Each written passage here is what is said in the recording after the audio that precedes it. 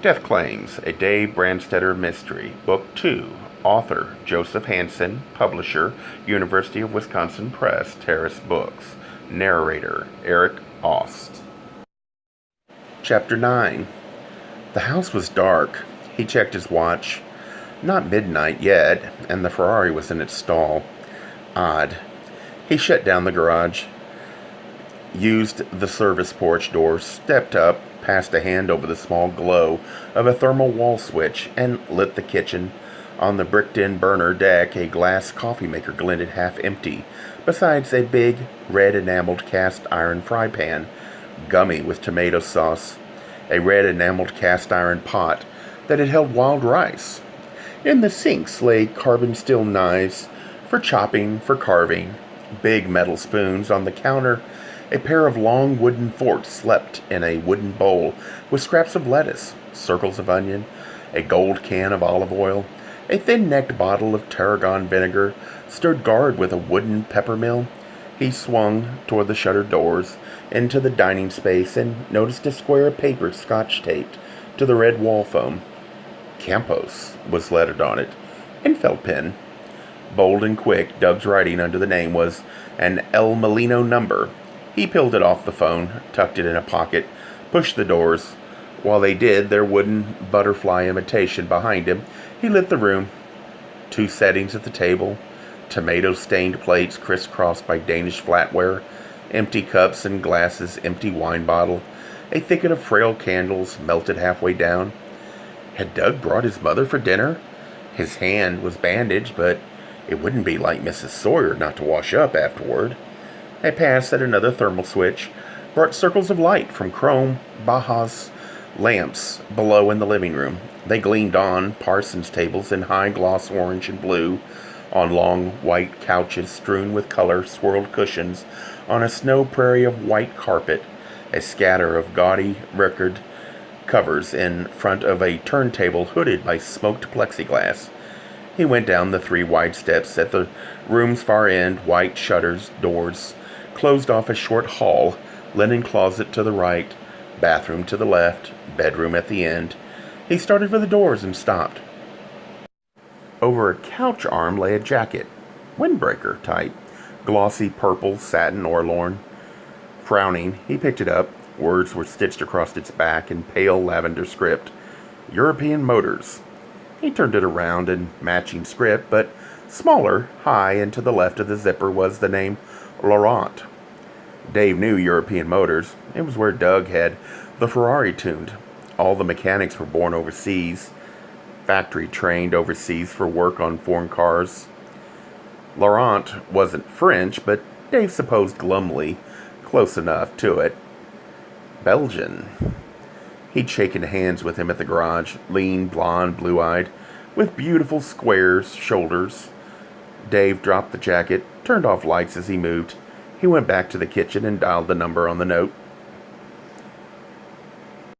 In blue on a wrist no thicker than a 10-year-old's, a tattoo needle had punctured the words, "Born to Lose." Another kind of needle had punctured the chalky skin of the arm. Further up, the boy kept rubbing the place he sat in t-shirt, jockey shorts, and fallen dime store socks on a tan metal chair in an old room, where tan paint was new on bare walls. On a tan metal table in front of him lay his coverall, green starched cotton El Molino Hospital, stitched in white on the breast pocket. With eyes the color of dirty water, he stared across the table at Jesus Maria Campos, who sat, and at Dave, who leaned in the doorway smoking. He wasn't aware he was rubbing his arm. "You got an infection there?" Campos asked. "Fuck off," the boy said and stopped rubbing. "No, you wouldn't have." Campos was slim, even delicate. His hair was going. It lay across his scalp like black fish bones. He wore a Mexican bandito mustache and sideburns. His sand-color uniform was tailored and knife-edged, but it had been a long night, and patches of sweat were dark on its back and under its arms. "You wouldn't get an infection, not using hospital needles." "I sell my blood," the boy said, "to the Red Cross. Needles is how they get it." "Once every 3 months," Campbell shook his head. "Too many marks." I got small veins, and the nurses, they got our all trainees. They keep jabbing around till they find the place. Yeah, and so do you. A paper lay in front of Campos. In its upper right corner were pasted 2 Polaroid photos of the boy, front face, profile, scarred, sulky. Along the bottom margin, fingerprints were black in ruled boxes between the photos and the fingerprints. Typing filled in blanks. Campos turned the paper over. Writing in blue ballpoint took up 1.5 lines on the back. After they brought you in and put you through the routine, a doctor saw you. Remember? You pissed in a bottle for him. The lab ran a stat on that sample. It's called a Naline test. Your urine showed opium derivatives. Morphine is an opium derivative. The dispensary at the hospital keeps missing morphine in quantity. It put you to sleep. The boy wanted to make friends with a clock over the door above Dave's head. His look kept going to it. It didn't seem to give him any satisfaction. I'm not sleeping. You will be, Campos said, but you'll hate it. The boy's voice went shrill. The dispensary. Everybody helps themselves at the dispensary, but you don't bust none of them. You bust me. Born to lose, Campos said. Right. You better believe it. Plenty of doctors in that place are hypes.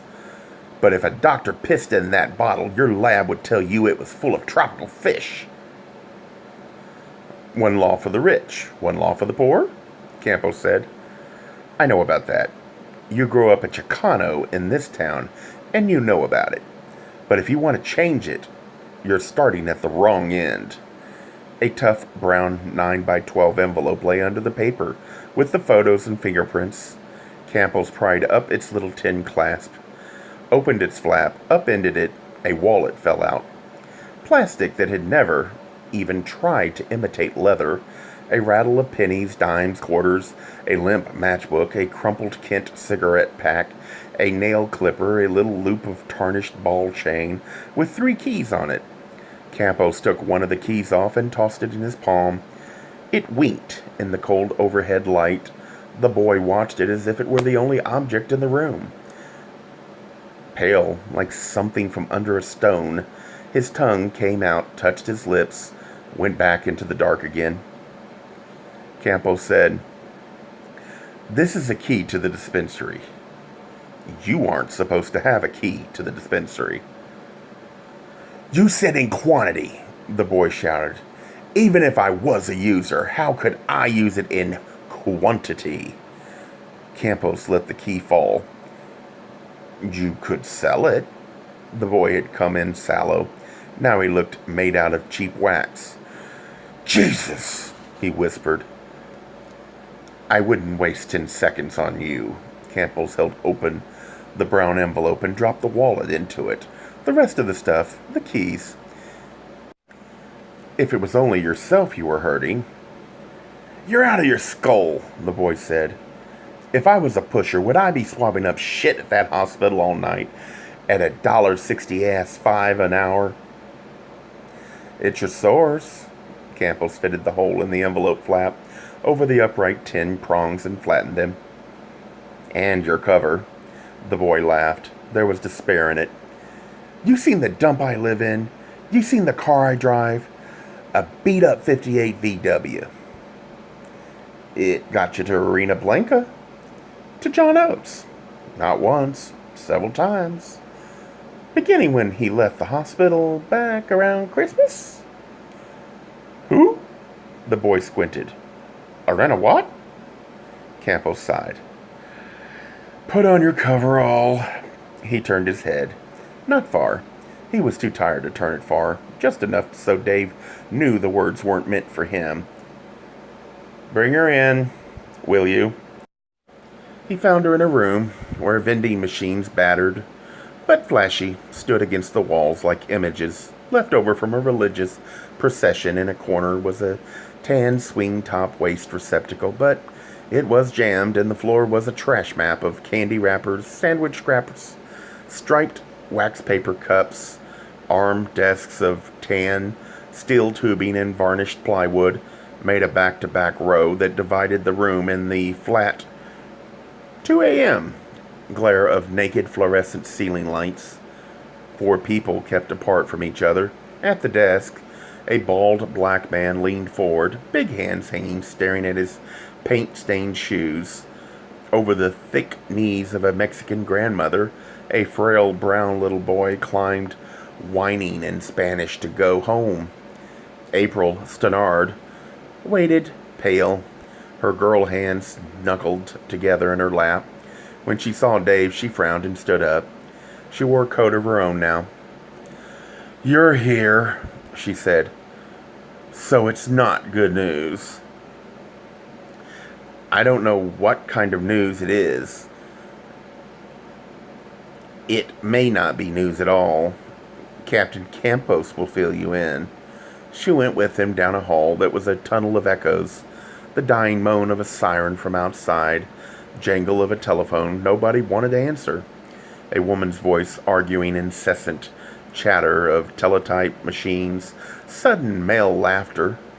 Campos waited outside the shut door of the small room. In one delicate hand he held the typed and fingerprinted sheet and the brown envelope.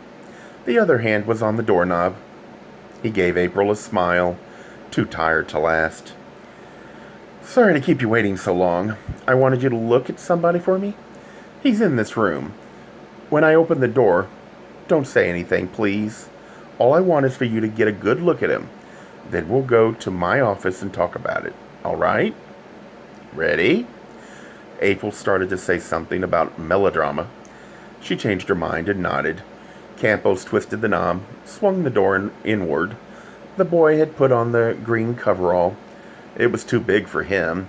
He stood, rubbing his arm again, staring out a window whose heavy steel mesh was clotted with years of repainting. At the sound of the door latch, he turned. He saw April, and his head gave a sick twist away. Campos shut the door and shouted, "Johnson!" It brought a young officer with haircut so short his pink scalp showed. He was large and solid, and he came at a jog that jarred the floor. Campos jerked his head at the door. "Sit in there with him. Don't give him cigarettes. Don't give him water. Don't give him anything." He moved off down the hall and into a tan room of tan file cabinets, where a tan steel desk held 2 telephones, a shuffle of manila folders, coffee-stained styrofoam cups, a choked glass ashtray. Back of the desk, a tan metal swivel chair was upholstered in fake leather. He dropped into it and nodded at straight chairs that matched it, waiting for April and Dave to sit, then asked her, "Have you seen him before?" "Of course," she said. "At the hospital. He mopped. He pushed those big metal wagons they take away the patients' dirty dishes in. He brought bed linens, took patients in and out in wheelchairs, stretchers. He was on at night. Sometimes I'd find him there visiting with John. He'd always slide out as soon as he saw me." She gave a little shiver. "He reminded me of a snake. I couldn't see how John could stand him. I supposed he was lonely. I couldn't be there all the time." "Did he ever give Mr. Oates hypodermic injections?" "Why, no. Only a registered nurse." She stopped and stared. "Oh, it's about the morphine, isn't it? That he wasn't supposed to have?" "That's what it's about," Campos said. Dave said, "You told me no one came to see him at your place. No one but Dr. DeKalb and Jay McPhail.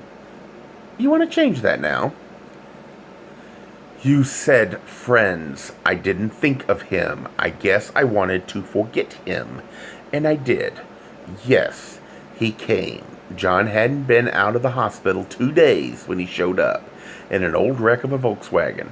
I was supposed to think it was kind and thoughtful of him. I couldn't. I know it's not fair, but he makes my flesh crawl. I told him John wasn't there, but John came out of the bedroom to see who I was talking to and invited him in. I brought them coffee, but I couldn't stay in the same room. I went back to the kitchen, and when I heard him going, I followed him outside. I felt guilty, but it was my house, and I didn't want him in it, and I did admit it to John afterward. I told the boy not to come back. He came back, Dave said. Did you see him? She shook her head. Once or twice I thought I heard that rattly motor after dark while John was having a swim. I went out on the deck to look, but I couldn't see, and since he didn't come to the door, I didn't worry about it again. Her mouth took a little sorry twist. I should have worried, shouldn't I? You didn't hear that car the night he died? Campos asked. No, you weren't home, I remember. He sighed, stood, forced the tired smile again. Okay, Mrs. Stannard. Thank you. I think we know where we are now. He'll tell us the rest. Not right away, but in a few hours.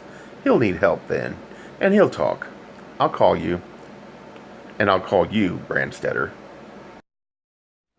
A Gay Mysteries Audiobooks. I think it is easy to hate a label, but a face humanizes the word. So this effort is twofold. To offer comfort to those like myself that your world didn't end because you don't fit into the view of acceptable society on both sides. And in hopes of helping those with family that are LGBTQ, that it doesn't mean we are aliens from the child they once knew. Reassure them so they can maybe be supportive at the same time, being true to their values.